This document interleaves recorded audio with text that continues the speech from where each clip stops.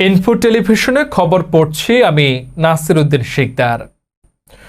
টঙ্গীতে শিশু কল্যাণ বিষয়ক পরিকল্পনা ও পর্যালোচনা সভা 2025 এর 2 দিন ব্যাপী কর্মসূচির মাধ্যমে শেষ হলো অনুষ্ঠান।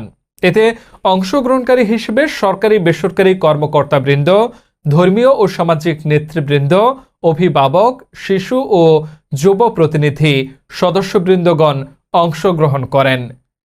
টঙ্গীর দিঘিরপাড় অবস্থিত সাদিয়া কমিউনিটি সেন্টার রশিদ মোল্লা টাওয়ারে শিশুদের সার্বিক কল্যাণে পূর্ববর্তী কার্যক্রমের পর্যালোচনা ও ভবিষ্যৎ পরিকল্পনার এই সভাটি পরিচালনা করেন Tongi urban area programme world vision Bangladesh.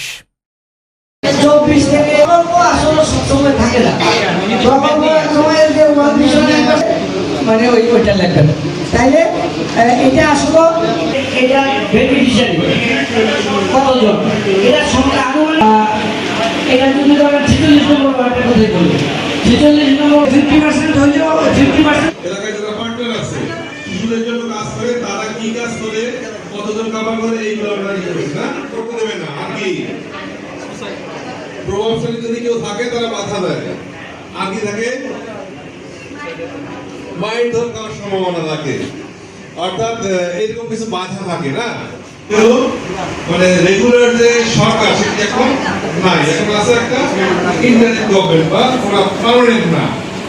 তো এইটা করার ফলে দেখা গেল আমাদের যে প্রশাসন বা জনপ্রতিনিধি তারা এলাকায় নাই, তাদেরকে বাতিল করে দেওয়া হয়েছে সিটি কর্পোরেশন অন্তত।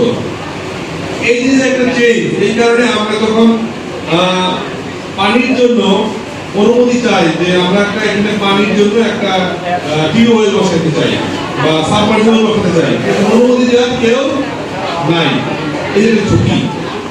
তারপর এতক্ষণ ইনফো টেলিভিশনের সাথে থাকার জন্য ধন্যবাদ।